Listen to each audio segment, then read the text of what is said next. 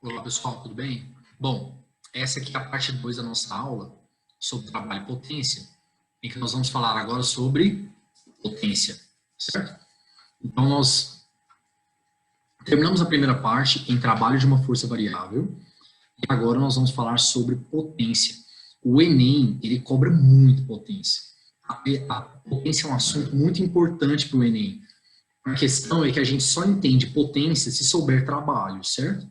Tá? Mas trabalho mesmo, seco. Ah, FD cosseno teta. Não. Isso é raríssimo o Enem perguntar, tudo bem? Aliás, eu nem me lembro de nenhuma questão assim. Mas potência eu posso te mostrar várias. Inclusive, nós vamos resolver uma aqui, tá bom? Então, vamos lá. Então, nós vamos falar sobre potência média de uma força. Ô, gente, por definição, quem é a potência média? Potência média, ela é dada por trabalho pelo intervalo de tempo. Então, qual que é a ideia da potência? Fisicamente falando, o que a potência representa?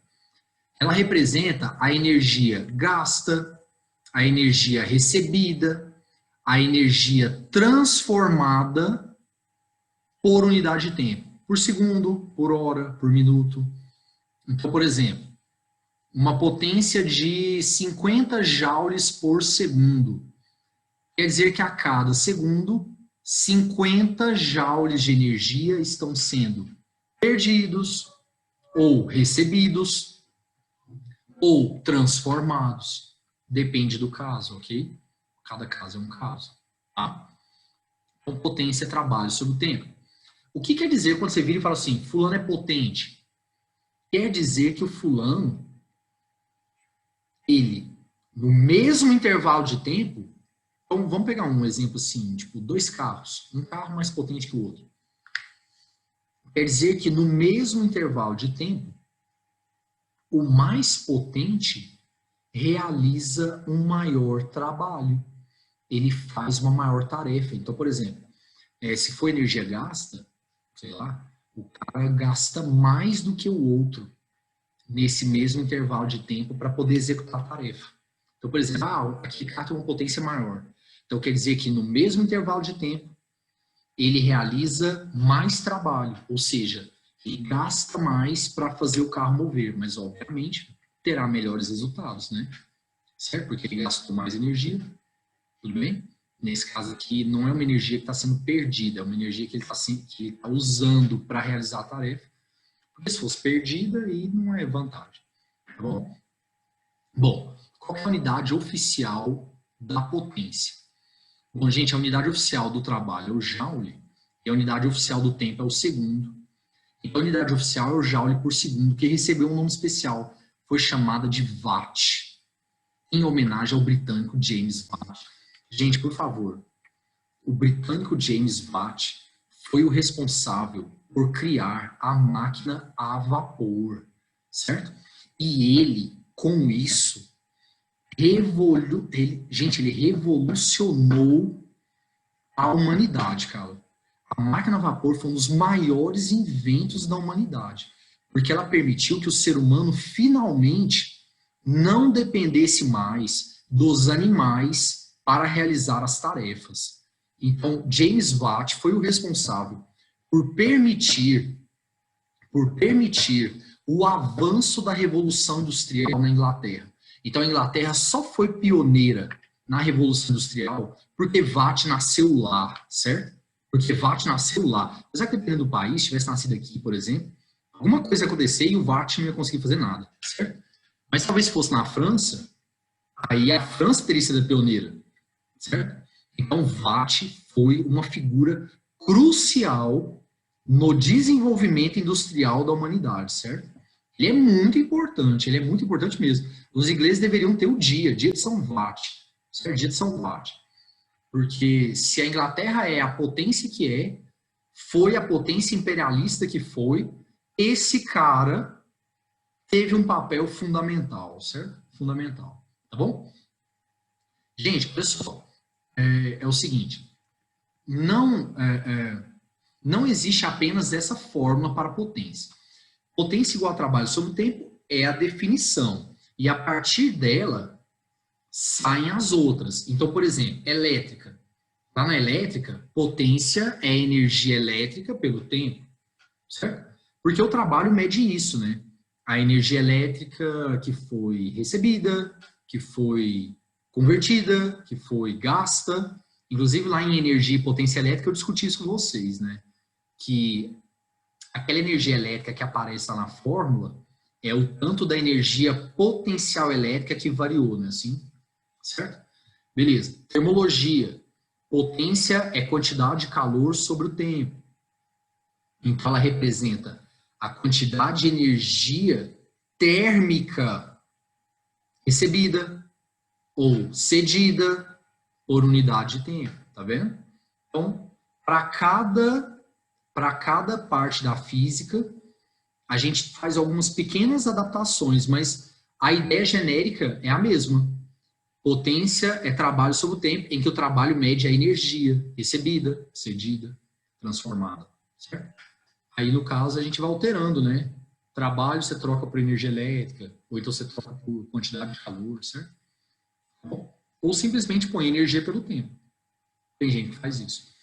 Bom, no caso particular de uma força constante, a gente vai ter uma outra fórmula para a potência mecânica. Essa que a gente estuda aqui é a potência média mecânica, certo? Tudo bem? Apesar que sim, a fórmula é a mesma para todo mundo. Vamos lá então. Então vamos lá, potência é trabalho sobre o tempo, né, gente? Só que como é que a gente calcula o trabalho de uma força constante? Como é que a gente calcula mesmo o trabalho de uma força constante? FD cosseno θ. Quem trabalha, fede, coça, bolinha, não é isso? Isso aqui dividido pelo tempo. Lá em cinemática vetorial, nós aprendemos que deslocamento pelo tempo é a velocidade vetorial, não é isso? Certo? O vetor velocidade. Vetor velocidade. Então, pronto. Chegamos na outra fórmula, então. Então, gente, nós temos duas maneiras de calcular a potência aqui na mecânica. Trabalho sobre o tempo. FV cosseno θ. Então, você pode escolher qual das duas de acordo com os dados do exercício. Tudo bem? Ok? Então, a gente vai buscar de acordo com os dados do exercício para ver qual forma nós vamos usar. Mas uma deriva da outra, tá? Uma deriva da outra. Bom, então a outra fórmula é essa. Potência é FV cosseno θ. Pô, quando eu era aluno, ensinaram um macete. Nossa, esse é baixo padrão, viu? Esse é baixo nível.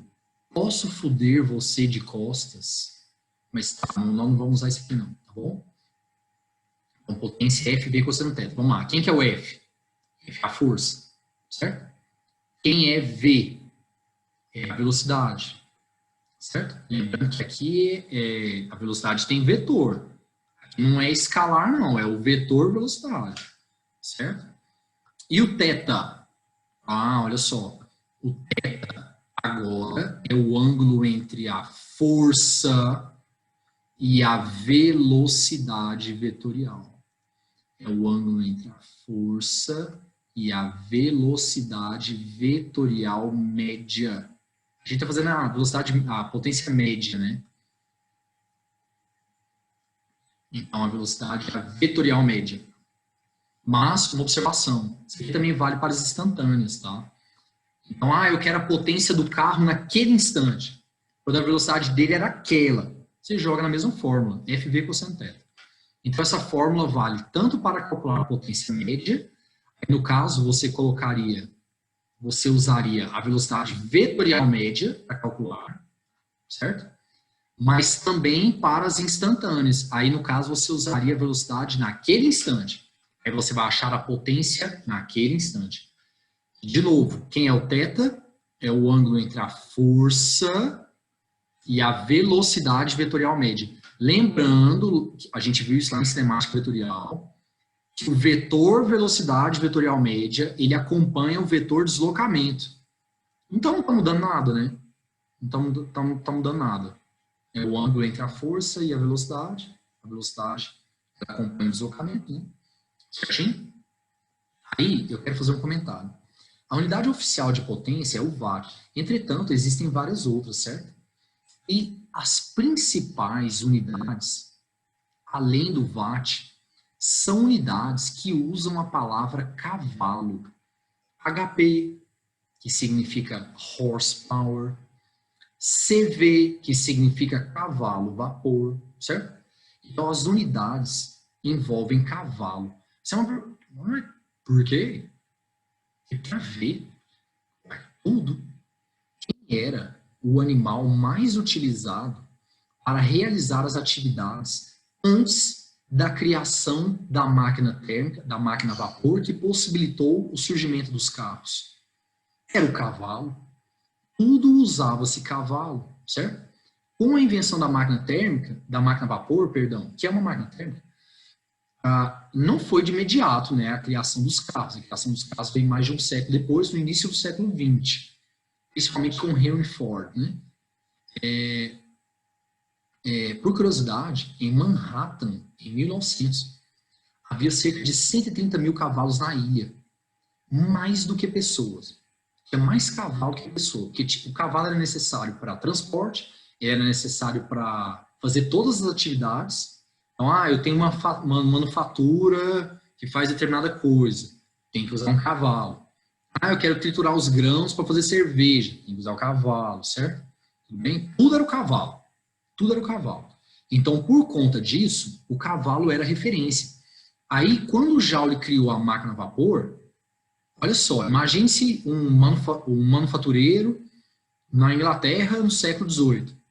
Aí aparece um tal de Joule, de Watt, perdão. Falei Joule, né? Watt. Aparece um tal de Watt lá e fala assim: pô, eu criei uma máquina que não usa cavalo. Ela trabalha com água. Só o vapor de água vai fazer o que o seu cavalo faz. Isso é mesmo? É sim. Eu vou trocar seus 2 cavalos por uma máquina a vapor. Que legal. Então é daí que vem a ideia de cavalo-vapor, CV, que é uma unidade usada até hoje para determinar a potência dos carros. Gente, se você observar o documento de licenciamento de carro, a potência lá está registrada em CV, cavalo-vapor. Então, por exemplo, uma potência de 100 cavalos vapor. Então, quer dizer que, naquela época, foi uma máquina a vapor que substituiu 100 cavalos. Certo? Tudo bem? Obviamente que foi criado um padrão do que cada cavalo consegue fazer em média, para ver quantos cavalos que a máquina poderia substituir. Né? Então, foi criado um padrão para o CV. Gente, esse padrão ele estava definido lá. Estava definido. Olha, cavalo vapor é isso, isso, isso. Olha só, qual foi o padrão estabelecido? Cavalo vapor é a potência despendida por um cavalo, agora olha a palavra, robusto, está na definição. Para erguer uma carga de 75 kg força, eu já falei do KGF lá em Lei de Newton, a uma altura de 1 metro em 1 segundo. Então, repare, não pode ser qualquer cavalo, hein? Não pode ser cavalo morrendo. Tem que ser cavalo robusto, certo? Então, você não pode ter cavalo morrendo, não, hein? Tem que ser um cavalo certo? Brincadeiras à parte, vamos lá. Então, a definição é essa. Cavalo vapor é a potência despendida por um cavalo do bom, certo? Do bom, para erguer uma carga de 75 kg força. Gente, eu não sei se vocês se lembram, eu falei disso lá em Lei de Newton. Um KGF é aproximadamente 10 newtons. É 9,8, certo? Um KGF é aproximadamente 9,8. A uma altura de 1 metro em 1 segundo. Quanto vale um cavalo vapor em watts? É o que nós vamos fazer aqui agora, certo? Gente, essa pergunta já caiu muitas vezes. Muitas vezes eu já vi em vestibular, ele dá essa definição e pede quanto vale o cavalo vapor em watts, certo? Então, vamos lá. Olha só, quais são as forças que atuam naquele objeto que está sendo erguido? Ele tem tração no fio, né, vertical para cima, certo? E ele tem peso? Ok? A tração, olha só, a gente vai considerar que o bloco ele sobe em movimento retilíneo e uniforme, certo? Se o bloco vai subir em movimento retilíneo e uniforme, a tração vai ser igual ao peso, porque a aceleração é igual a zero, as forças têm que se anular, né? Então a tração vai ser igual ao peso, ok? Tá bom. Se eu quiser calcular a potência, vamos lá, potência é trabalho sobre o tempo. Trabalho de qual força, gente? Da tração. Só por que a tração? Porque a tração é a força que surgiu devido ao movimento do cavalo. Devido ao cavalo andar para a esquerda, ele consegue erguer o bloco. E o bloco é erguido via tração. Então, a tração é a força que representa a ação do cavalo sobre o bloco. Certo? Se o cavalo não estivesse mexendo, a corda não ia puxar o bloco para cima. Certo? Então, traduzindo, nós queremos o trabalho da tração, certo? Então tá, vamos apagar aqui. Vai ficar o seguinte. Então, potência média é igual ao trabalho sobre o tempo, não é isso? Trabalho sobre o tempo. Trabalho de qual força?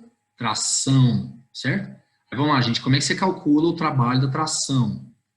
Bom, sendo o movimento uniforme, a tração é igual ao peso e ela não vai mudar, né?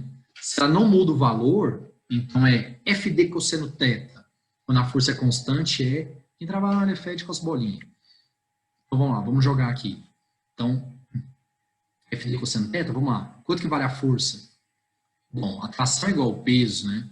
Então a tração é 75 kgf, mas cada kgf vale 9,8 newtons, porque o que a gente quer, o que nós queremos é transformar para watt. O watt é o oficial, é o newton, né? Beleza. Então o trabalho é FD cosseno θ. Quanto que é o deslocamento? 1. O bloco vai ser erguido 1 metro, certo? E qual que é o ângulo nesse caso, gente? Ó, o bloco está sendo erguido para cima e a tração é para cima, não é? Qual que é o ângulo nesse caso? O ângulo nesse caso é 0. E o cosseno de 0 é 1, que eu nem coloquei 1 ali de novo. Tá, isso aqui dividido pelo tempo. Gente, a definição, aliás, ela fala em um tempo de 1 segundo. O cavalo vai erguer 1 metro em 1 segundo. Certinho? Beleza. Fazendo o cálculo, deu 735. Aí, olha só, passei o trabalho eu passei a força para Newton, né? Newton vezes metro, gente, joule, certo? E o tempo está em segundos. Então, ficou joule por segundo. E o joule por segundo é o watt. Então, tá perfeito. Coloquei na unidade certa. Então, a potência que a gente acabou de encontrar do cavalo robustão lá, ela é de 735 watts.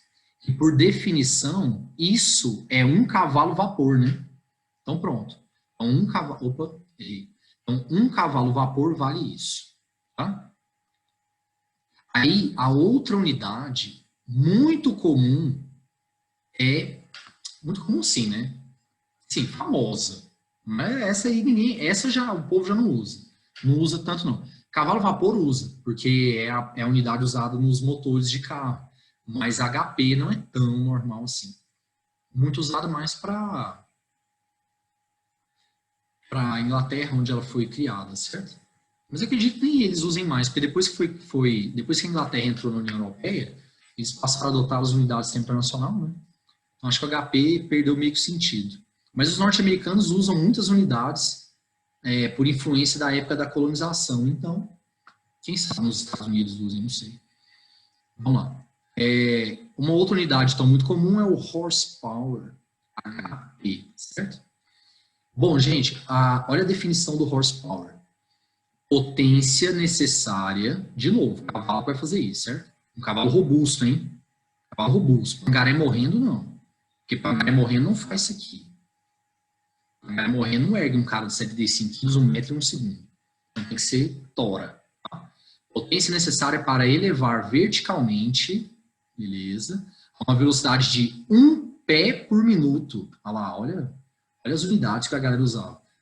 1 pé por minuto, uma massa de 33 mil libras, 1 quilo é aproximadamente 2,2 libras. Aí fazendo a conta, gente, da mesma forma que eu fiz ali no outro, só que aí tem que saber quanto que dá 1 pé, né? 1 pé por minuto. E assim, nesse caso, a gente vai usar FV cosseno θ, certo? Potência FV cosseno θ. Aí a força é igual ao peso, a velocidade é 1 pé, e tem que ver quanto que é o pé, certo? Mas fazendo o cálculo dá 746 watts aproximadamente. Eu já vi vestibular cobrar isso, tá? Quanto que vale um HP em watts? Aí ele deu essa informação, né? Que é a potência necessária para levantar um cara de 33 mil libras, 1 pé por minuto, certo? Aí ele deu, né? Pé, libra, certo? E aí você faria igual eu fiz aqui, tá bom? Ok. Vamos lá. Um exemplo muito bacana de potência elevada, que o motor de carro usa potência em cavalo vapor, né? Um exemplo muito bacana de potência elevadíssima é o dragster. Não sei se vocês já viram essas corridas nos Estados Unidos. O dragster é o carro de maior potência que existe, certo? Apesar que isso nem é um carro, né? Esse aqui é usado em competições e tal, mas assim, carro comercial não, né? Mas de todos os veículos aí que a gente tem, é o de maior potência que existe. 10 mil cavalos. Quer dizer que o motor dele faz a mesma coisa que 10 mil robustos fariam, certo? Beleza? Atingindo velocidades finais de 530 km por hora. Gente, a velocidade é tão alta que escafeia com paraquedas. Você já deve ter visto isso, né? Se não viu, vou mostrar o vídeo aqui pra gente ver. Olha lá. Olha o tanto que é rápido, cara.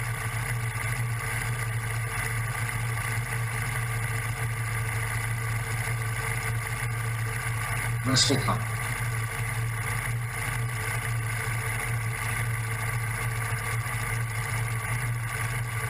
Lembra que demora?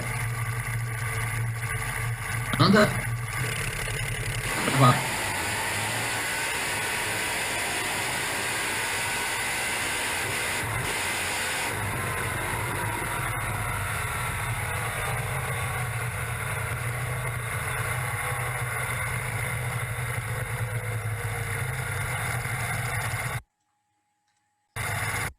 Não, e outra, é impossível fazer curva. Todas as vezes a disputa são 2 dragsters, linha reta. Linha reta, para ver quem que chega antes lá. Não sei qual é a distância que eles percorrem, nunca tive curiosidade de olhar isso. Mas fazer curva é impossível. O cara freia com paraquedas, né? Beleza. Bom, então lá, vamos fazer um exercício agora para a gente treinar. Gente, vocês se lembram lá da primeira parte da aula sobre o trabalho? Eu falei sobre forças variáveis, né? E toda vez que a força é variável, o trabalho é dado pela área, né? Então agora nós vamos fazer um exercício para treinar isso, tá? Essa questão caiu no CB 2017, muito boa a questão, certo? Ela é ótima para a gente treinar. Vamos lá. O gráfico mostra a aceleração, já começou diferente, não é força. Esse gráfico é um gráfico aceleração de um móvel de 1.200 quilos, certo? Sob a ação da força de módulo F. Então, você tem uma força atuando nele, o módulo dela é F, e essa força F, ela produz aquela aceleração ali. Gente, se a aceleração é variável, conclusão, força F é variável, já começa por aí, certo? Tá. Essa força é responsável por deslocar a partícula ao longo do eixo horizontal, a partir do repouso, velocidade inicial igual a 0, até x igual a 10. Qual é o trabalho realizado pela força F sobre o móvel da origem até o ponto x igual a 10? Então, qual foi o trabalho para levar o cara do 0 até o 10? Bom, se fosse um gráfico força-deslocamento, perfeito, era só fazer a área. Aí você pegaria esse trapézio pequeno aqui e esse outro trapézio aqui, né? Ele é 0 a 10, né? Lembrando que esse trapézio aqui é abaixo do eixo. Vai ficar negativo mesmo o trabalho, certo? Tudo bem? Tá. Bom, só que esse gráfico não é força versus deslocamento. Ele é aceleração versus deslocamento. Mas eu acho que você já sacou o que eu tenho que fazer? Eu tenho que obter o gráfico correto. Eu tenho que obter o gráfico força versus deslocamento. Bom, então, para poder construir, para poder achar o gráfico, nós vamos ter que construir o gráfico força em função do deslocamento. E não aceleração em função do deslocamento, certo? Mas, ó, deixa eu falar um negócio. Ele é tranquilo de ser construído. Vamos lá. A força F, deixa eu destacar aqui o que é importante. Então, a gente tem que construir o gráfico força versus deslocamento. Gente, a força F, ela é a força resultante, né? Certo? Então, ela é dada por massa vezes aceleração. O exercício falou lá no texto que é por causa da força F que o cara move. Tá? Então, ela é a resultante, ela é dada por, vamos lá, força F é a força resultante, então a força F é dada por M vezes A, certo? Então, F é igual a M vezes A. Quanto que é a massa do cara?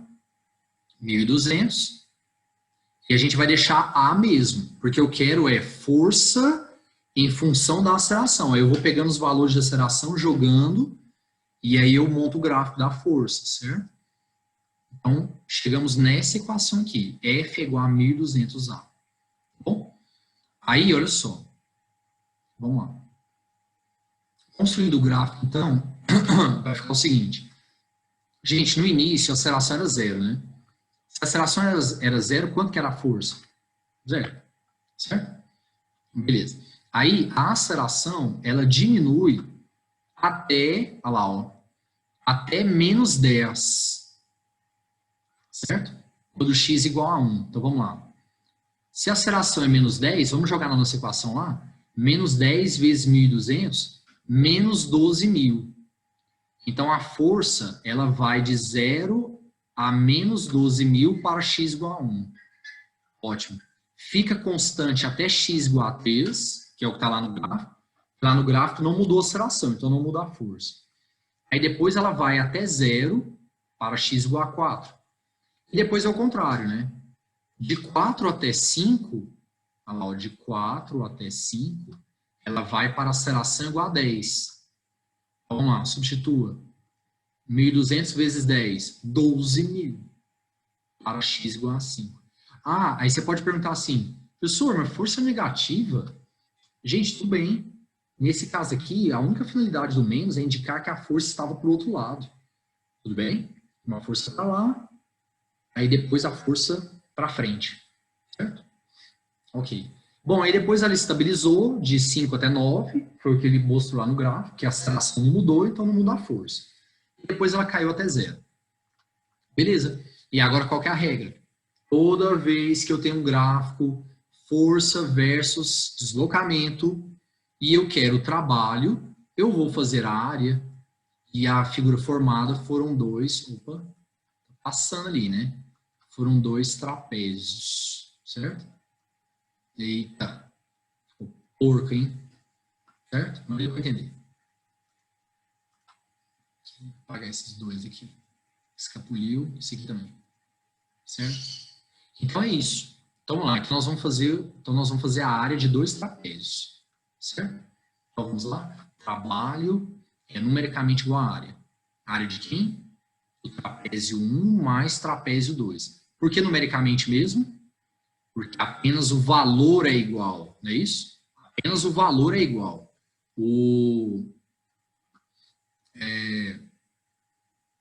A unidade da área é metro quadrado, do trabalho é joule, certo? Então, o trabalho da força vai ser numericamente igual à área do trapézio 1 mais a área do trapézio 2.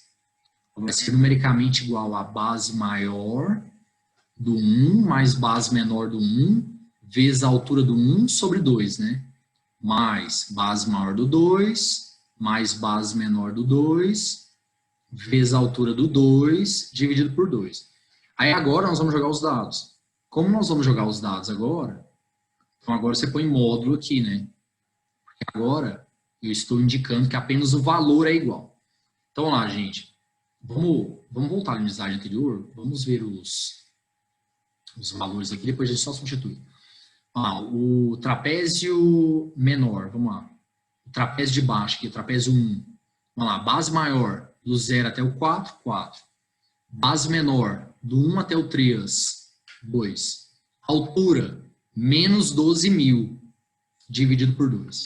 O outro trapézio, base maior, de 4 até 10, 6. Né? Base menor, de 5 até 9, 4. Altura, 12.000 sobre 2. Certo? Fazendo os cálculos, está ali. 24 quilojoules. Essa é a resposta. Reparem que a área da primeira parte fica negativa mesmo, viu? A área do primeiro trapézio vai dar negativa mesmo. É porque, como a força estava para trás, então ela estava atrapalhando. Trabalho resistente, perfeito. É isso mesmo. Então tá aqui, ó, 24 quilojoules. 24 mil joules. Resposta certa, letra C. Certinho? Muito boa questão, né, gente? Essa questão é muito boa, cara. Realmente não é básica. A gente está muito acostumado com aquelas questões diretas. Que dá o gráfico FD, área. Essa daí é bem mais interessante, certo? Bom, gente, continuando então, nós vamos falar agora sobre rendimento, certo? Nossa aula está acabando. Bom, de maneira genérica, o que vem a ser rendimento? Rendimento, inclusive naquela questão da Unesp, da comida que o cara tinha que comer para poder subir os degraus, lá na lista na parte de trabalho.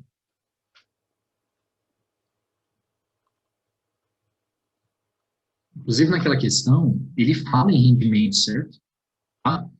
Então, vamos lá. Rendimento, de maneira genérica, é a razão entre a potência útil e a potência total, ou potência recebida, certo? Em termodinâmica, por exemplo, máquina térmica, rendimento é útil pelo total, trabalho sobre o Q1, em que o Q1 é o calor recebido da fonte quente, certo? Tudo bem? Elétrica, por exemplo, rendimento de um gerador, U sobre Y, em que U é a DDP, que é a tensão útil, sobre o epsilon, que é a força motriz, é a tensão total, certo? Ou tensão produzida. De maneira genérica, rendimento é útil pelo total, certo?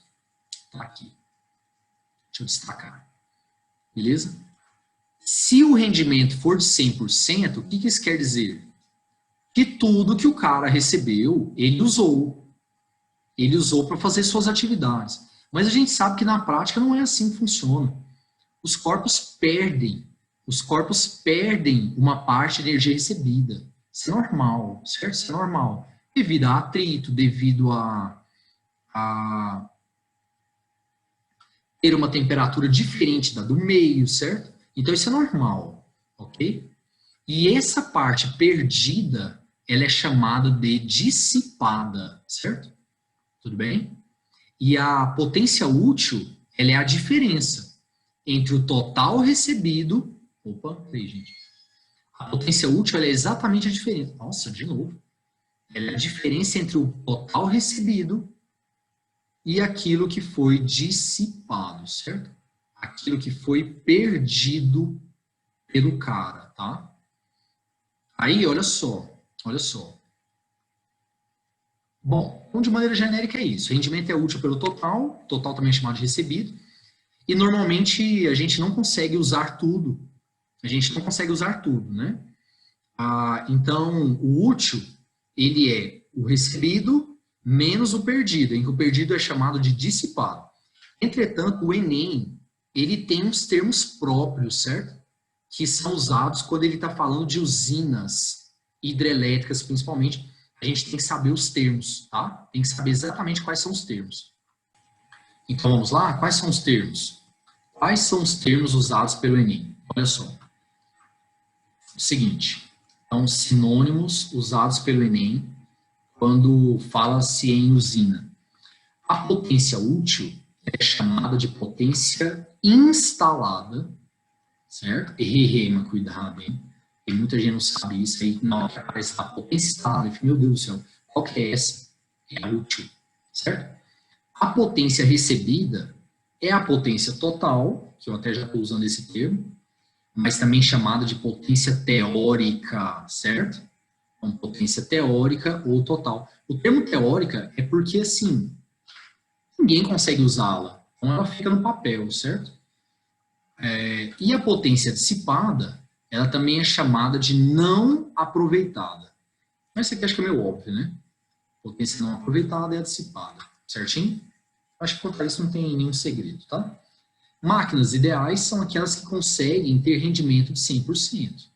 São aquelas que aproveitam tudo que recebem, certo? Na prática, isso não acontece. Tudo bem? E lá em termodinâmica, a gente faz a discussão bacana sobre isso. Quando fala de máquina térmica. Ali é a hora boa de entender por que isso não acontece. Porque o cara vai perder energia por mês, isso é normal, tudo bem? Certo? Então tá bom. Vamos ver então como é que o Enem cobra. Gente, essa questão aqui do Enem, ela é clássica, clássica, clássica. Isso aqui já caiu em toda prova que você imaginar. E no Enem já caiu mais de uma vez, certo? Tudo bem? Então, por favor, tem que saber fazer isso aqui. Tem que saber fazer isso aqui. Vamos lá. A usina de Itaipu é uma das maiores hidrelétricas do mundo em geração de energia, com 20 unidades geradoras e 14 mil megawatts. Para quem não se lembra, gente, o mega é o 10 à sexta. Tem que saber, viu? Tem que saber. De potência total instalada. Opa, aqui já começa. Essa potência que ele acabou de dar é a potência útil total. Se chama útil total? Calma, é porque são 20 unidades. Então, é a potência útil das 20. Certinho? Se você quiser, para cada unidade, pegue o 14 mil e divida por 20. Mas é o que eu preciso que você não se esqueça. Se ele falou que é instalada, então está resolvido. É a útil, tá bom? Beleza. Apresenta uma queda de 118,4 metros e vazão nominal de 690 metros cúbicos por segundo por unidade geradora. Então, você vê que a potência lá que ele deu foi a de todas, mas aqui já são os dados de cada unidade. O cálculo da potência teórica, olha lá, potência teórica é a total, não é isso? A total de cada uma delas, né? Leva em conta a altura da massa de água represada pela barragem, a gravidade local, ele deu aqui 10, e a densidade da água, certo? E o Enem facilita, cara, eles dão essas dicas assim, sabe? Meio que já te induzindo a montar a fórmula. Mas nunca é completa a dica. Então, cuidado, viu? Cuidado. A diferença entre a potência teórica e a potência instalada é a potência não aproveitada, certinho. A potência dissipada é a diferença entre a total e a útil. Perfeito. Qual é a potência em megawatts não aproveitada em cada unidade? Então, vamos lá, qual que é a pergunta dele? Qual é a potência dissipada em cada unidade geradora? Certinho? Então, vamos fazer. Vamos lá, gente. Bom, de acordo com o exercício, a potência útil de cada unidade geradora é 700 megawatts, não é isso? Professor, como é que você sabe disso? Peguei o total, que é 14 mil, e dividi por 20. São 20 unidades geradoras, então vai dar 700 megawatts de potência útil para cada unidade, certo? Agora, para eu poder achar a dissipada, está faltando a potência total ou recebida de cada unidade, certo? Então, nós vamos calcular, certo? Vamos lá, presta atenção aqui. Gente, a potência total de uma usina hidrelétrica provém da queda d'água, é ou não é? Certo? Então, eu já percebo que ela não está vindo de energia térmica, então não é quantidade de calor sobre o tempo. Ela não está vindo de energia elétrica, então não é energia elétrica pelo tempo. Então, aqui é uma potência mecânica mesmo. Então, a potência total, ela provém de uma potência mecânica, que é a queda da água, certo? Então, a gente vai usar qual fórmula? nós vamos usar a fórmula da mecânica, trabalho sobre o tempo, tá bom? Então, potência total é a potência mecânica. Trabalho sobre o tempo, certo? Beleza. Qual é a força que faz a água cair? É o peso. E o trabalho do peso é mgh. Então, vai ficar assim, potência mecânica ou total, ela vai ser mgh, mediei hoje, não é isso? Sobre o tempo. Beleza. Só que você viu que o Enem não deu a massa, ele deu a densidade. Aí vamos lá, densidade é massa sobre volume. Então, o que você põe no lugar da massa? Você coloca dV. Então, potência vai ser igual a densidade vezes o volume, vezes a gravidade, vezes a altura sobre o tempo. E quem é esse cara aqui, gente? Volume pelo tempo. Se você não percebeu, é só olhar as unidades lá, ó. 690 metros cúbicos por segundo. Esse cara é a vazão. Esse cara é a vazão. Então, volume pelo tempo é a vazão. E era isso que eu queria chegar. Pronto. Pronto, gente. Conseguimos a fórmula. Qual que é a fórmula? A fórmula, então, da potência total de uma usina hidrelétrica, da potência total para cada unidade, né? A potência total, ou potência recebida de cada unidade de uma usina hidrelétrica é dada por DZGH. DZGH, certo? Nossa, essa fórmula, caramba, eu já vi tantas vezes isso daqui. Nossa, aqui cai muito, cara. Isso aqui cai muito, muito, muito, certo? Então, agora vamos jogar os dados. Vamos lá. Gente, qual que é a densidade da água? 1000. E repare que está na unidade correta, hein? Quilograma por metro cúbico. Perfeito. Cuidado, hein? Para não errar a unidade.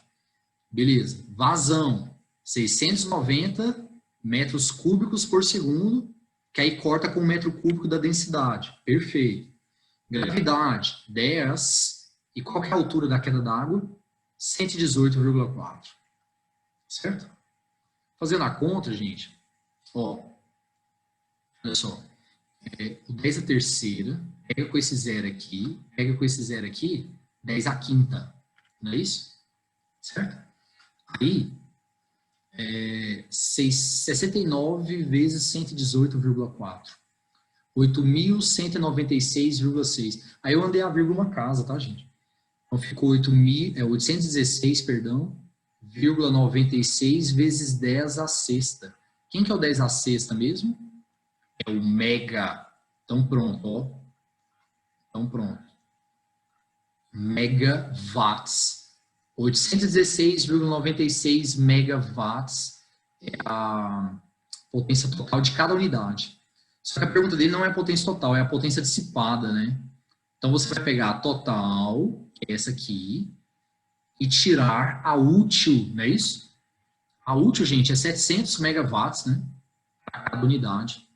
E aí acabou. Então, potência dissipada, ela é a total, que é a potência mecânica, menos a útil. 816,96 menos 700, certo? Como diz o povo na rua, 116,96 megawatts, certo? Alternativa letra B, B de bolsa, não é? B de bolsa. O feedball, o minigameiro, olha lá, e o puta mundo injusto. Não, meu! Puta mundo injusto, meu! Isso. Ai, que cagada, meu! Bom, meu nome é Luiz Bolsa, tenho 32 anos.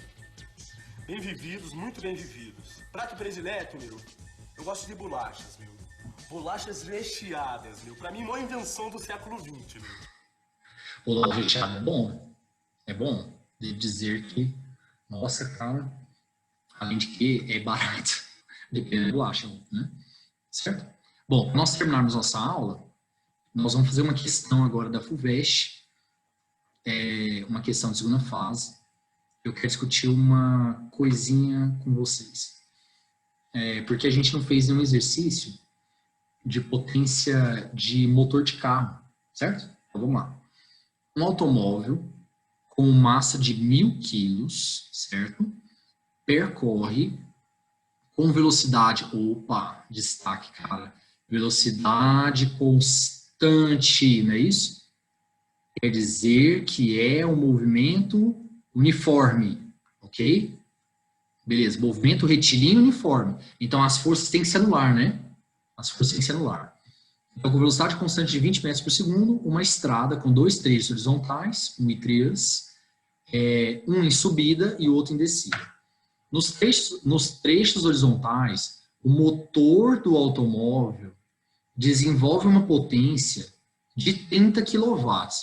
Então, nos trechos horizontais, a potência do motor é 30 kW, tá? Para vencer a resistência do ar. Ou seja, se o motor não forçasse, devido à resistência do ar, o carro ia freando.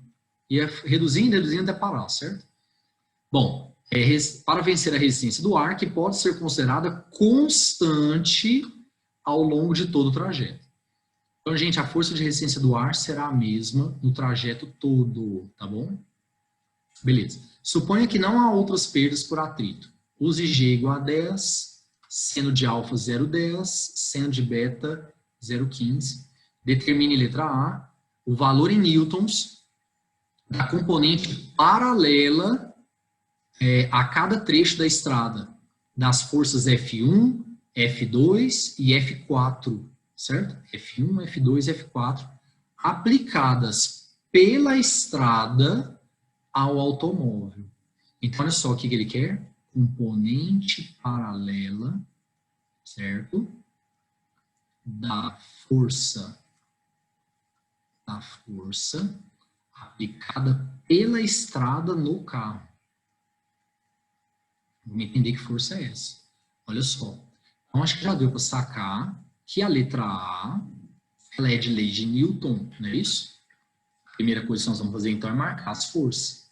Gente, eu vou começar pelo trecho horizontal, trecho 1. Sabe por quê? É porque a primeira coisa que eu tenho que descobrir aqui é a resistência do ar. Para eu poder achar a força que o chão faz no carro, eu preciso saber as outras forças, tá?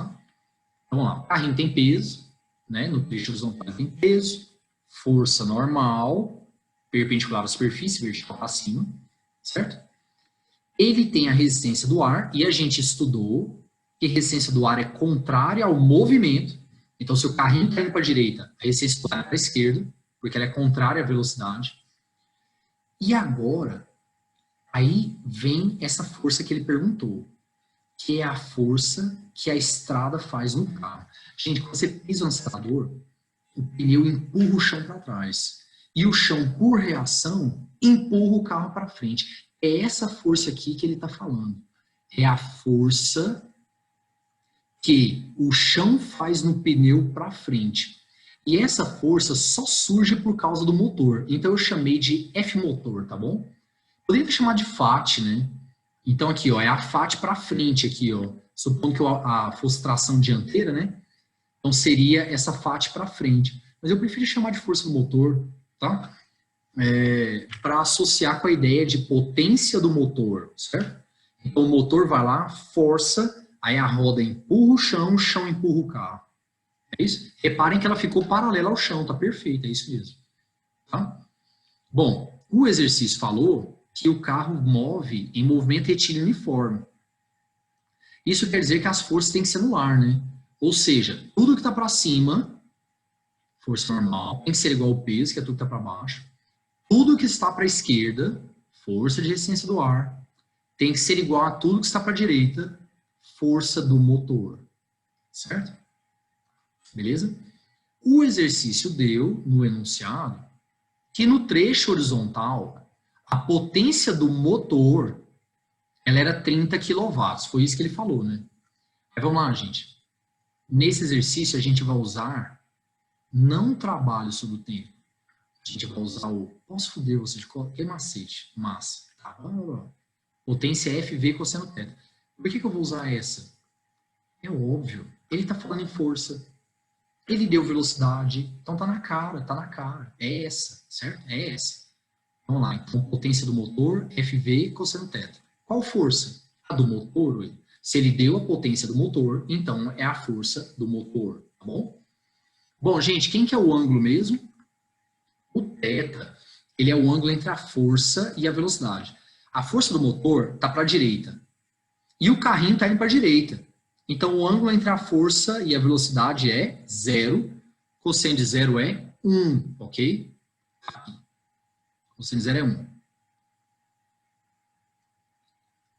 Beleza. Certo. Então tá. Olha só. Então vai ficar o seguinte. No lugar da força do motor, eu coloquei força do ar, tá? Porque a força do motor é igual à resistência do ar. Então, potência do motor vai ser igual à força de resistência do ar vezes a velocidade, não é isso? Beleza, vamos jogar os dados agora. Quanto que é a potência do motor que ele falou? 30.000 watts vai ser igual à força de resistência do ar, que é o que eu quero achar primeiro, vezes a velocidade do carro, que era 20. Tem que ser metros por segundo, pelo amor de Deus. Então, a força de resistência do ar vai dar 1.500. 1.500 newtons. Ah, mas não é ela que ele quer. Certo? Ele quer a força no motor. A força do motor. Nos trechos 1, 2 e 4. Bom, a do trecho 1 eu acabei de achar, né, gente? A resistência do ar é 1.500, então a do motor também é 1.500, certo? Agora vamos para o trecho 2, ó. O carrinho agora está subindo a rampa com um ângulo alfa, certo? Beleza, o que ele tem? Peso, vertical para baixo, normal, perpendicular à superfície, resistência do ar contra o movimento, então ela é para sudoeste, mais ou menos, e a força do motor fazendo com que o carro suba, né? Certo? Fazendo com que o carro suba. Porque ele até poderia subir, se ele viesse no embalo, ele poderia subir, mas a resistência do ar ia freando o carro até ele parar. E não só a resistência do ar, o PX também, né? Frearia o carro até ele parar e ele desceria, certo? Então, a força do motor é quem segura o tranco, ok? Bom, é que tá. Plano inclinado, do jeito que tá, pode ficar? Tá horrível. Nossa senhora, tá horrível. Tá torto, odeio coisa torta. Você vai decompor. Quem é que nós vamos decompor mesmo? O peso, não é isso? Por que que vai ser o peso? Porque se eu fizer a decomposição do peso, Px bate certinho com a direção do movimento, né? Px coincide certinho com a direção do movimento. Eu não vou decompor normal, porque se eu fizer a decomposição normal, eu vou ficar com, quer ver? Vou até desenhar aqui. Eu vou ficar com normal x à esquerda e normal y para cima. Nenhuma delas coincidiu com o movimento, certo? Então deixa. Não mexa na normal, tá bom? Ok. Aí vamos lá. Então nós vamos fazer decomposição. Professor, como é que você sabe que as componentes ficaram daquele jeito? Porque se eu traçar as pontilhadas, fecha com o peso certinho, né? Se aquele cara lá é alfa, gente, aqui é 90, né? Que é horizontal com vertical, não é isso? Alfa 90, esse aqui é o 90 menos alfa, né? Porque o total tem que dar 180, né? Formou um triângulo. Se esse cara é 90 menos alfa, esse outro aqui é o alfa. Porque entre x e y tem que ter 90 graus, né? Então, alfa 90, 90 menos alfa. Então, esse aqui é o alfa. Certo? Quando você faz a decomposição, sai a resultante. Então, a força-peso vai embora e os componentes entram no lugar dela, certo? Tá aqui. Beleza?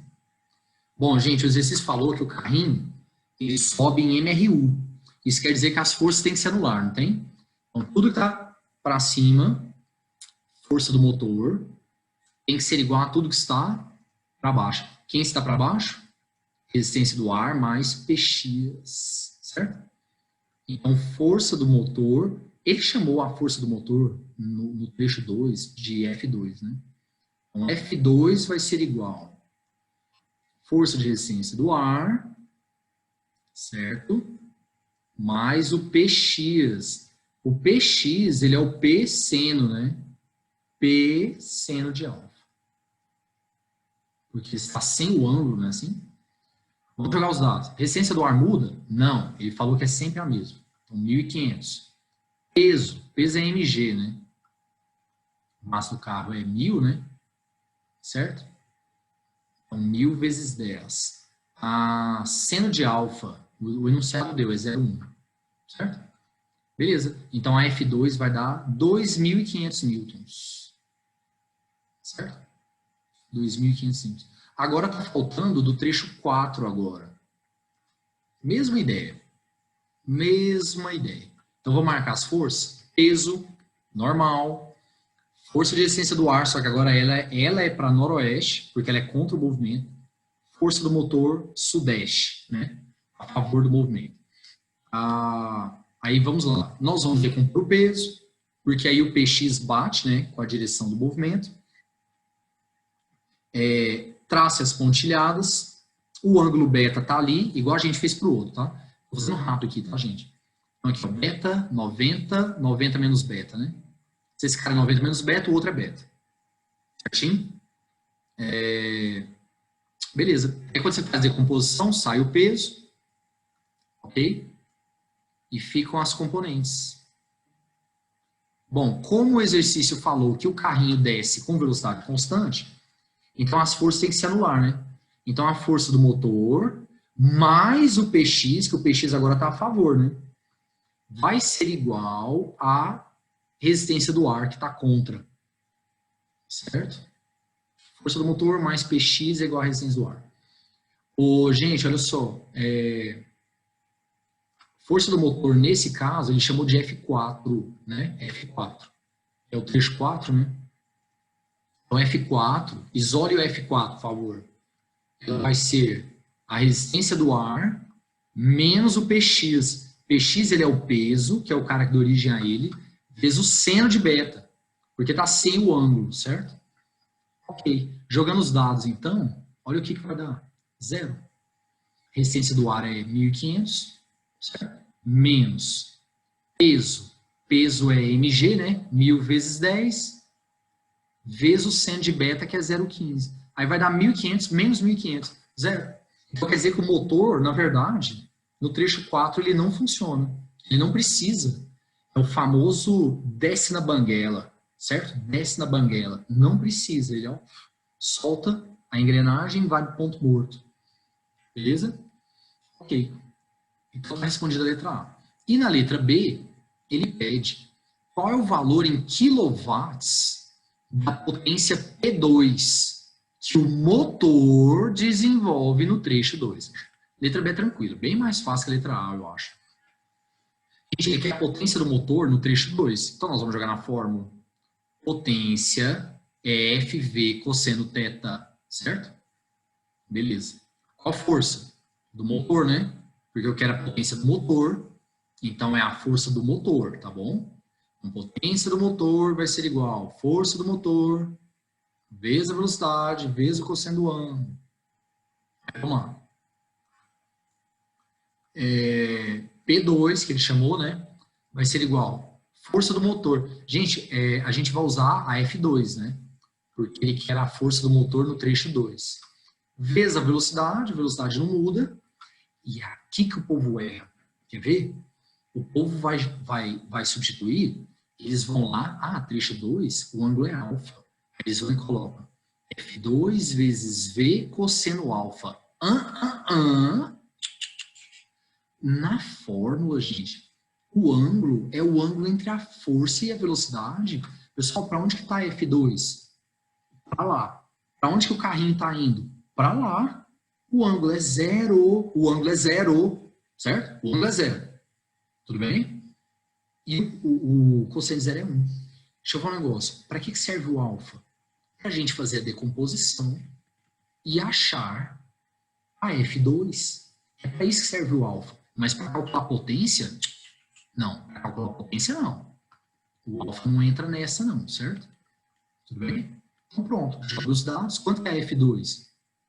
2.500, certo? Quanto que é a velocidade? 20. Morreu. P2 igual a 50.000. 50.000 watts ou 50 quilowatts. Ótimo. É isso. Certinho, gente? Espero que tenha entendido tudo. Questões boas, né? Certo? Eu fiz um modelo de cada para poder deixar bem claro, certo? Tá bom? Então é isso.